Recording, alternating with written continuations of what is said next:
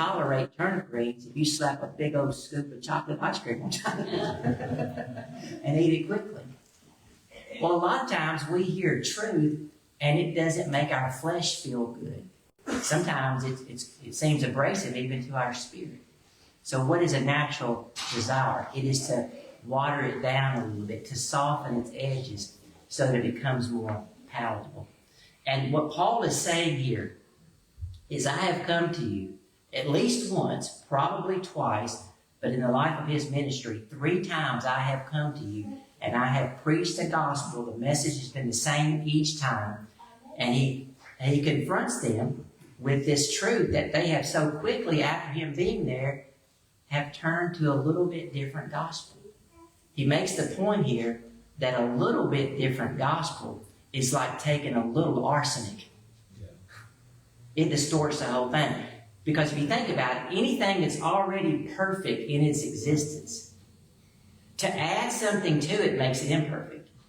To take something away from it makes it imperfect. That's why when people think about leaving churches and going to another church, for some reason because a church they're attending is imperfect, and they hear about a church down the road that's perfect, well, let me encourage you, don't go there because your imperfections will destroy it, right? There's no perfect churches. Why? Because there's no perfect people. Even Christians, we are still cracked and flawed and broken. But praise be to God, even in this passage right here, that because we have been saved, we have been given liberation from the power of this evil age. Not removed from its presence,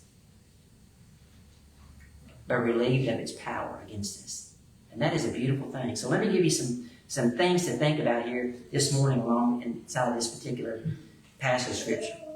The first thing I want you to think about is found in verses 1 and 2. And the question that we might be able to apply here is, whose authority is actually behind the gospel itself? It says in verses 1 and 2, Paul, an apostle, not from men nor through man, but through Jesus Christ and God the Father who raised him from the dead, and all the brethren who are with me, to the churches of Galatia.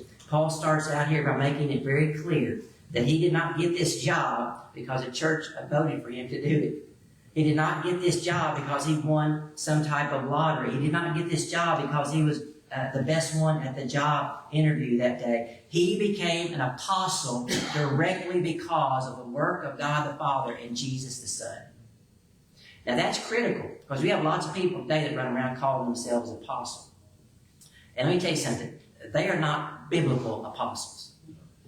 The Apostle Paul, matter of fact, I'll make the argument that there were either 12 or 13 original apostles. And let me explain what I mean by that. Some people believe that, of course, there were 12 original disciples. Then Judas was a false disciple. He killed himself. And then the New Testament, those 11 disciples, they cast lots. The lot fell on a man named Matthias, and they put Matthias in that 12th spot. So one line of thinking is that there are 13 apostles, meaning those original 11, Matthias, and the Apostle Paul. There are some people that make an argument that Matthias, although he was a good man and a faithful follower, he wasn't